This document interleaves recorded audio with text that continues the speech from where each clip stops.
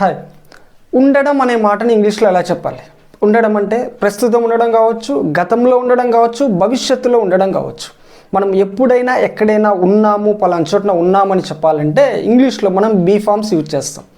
ప్రజెంట్లో ఉండడానికి యామీజార్లు, పాస్ట్లో ఉండడానికి వాజ్ వర్లు, ఫ్యూచర్లో ఉండడానికి విల్ బీ షెల్ బీలు యూజ్ చేస్తాం. ఎగ్జాంపుల్స్ చూడండి. నేను ఇప్పుడు ఇంట్లో ఉన్నాను, ఐ యామ్ ఎట్ హోమ్. ఇక్కడ ఐకి యామ్ యూజ్ చేస్తాం.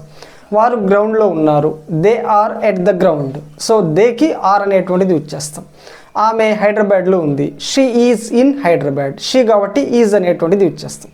పాస్ట్లో was were, they were in the ground. వారు గ్రౌండ్లో ఉన్నారు ఇప్పుడు గతంలో. She was in the hospital, ఆమె హాస్పిటల్లో ఉండి ఉన్నదన్నమాట. ఇప్పుడండి గతంలో. సో గతానికి సంబంధించి వాజ్ వర్లు యూజ్ చేస్తాం. ప్లూరల్స్కి వర్, సింగులర్స్కి వాజ్ యూజ్ చేస్తాం. మరి భవిష్యత్తులో ఉండడానికి మనము విల్ బీ షెల్ బీలు యూజ్ చేస్తాం అన్నమాట.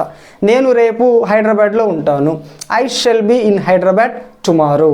నెక్స్ట్ వారు రేపు ఢిల్లీలో ఉంటారు, they will be in Delhi tomorrow. So will be shall బీలు యూజ్ చేసి భవిష్యత్తులో ఉండడానికి మనం చెప్తాం.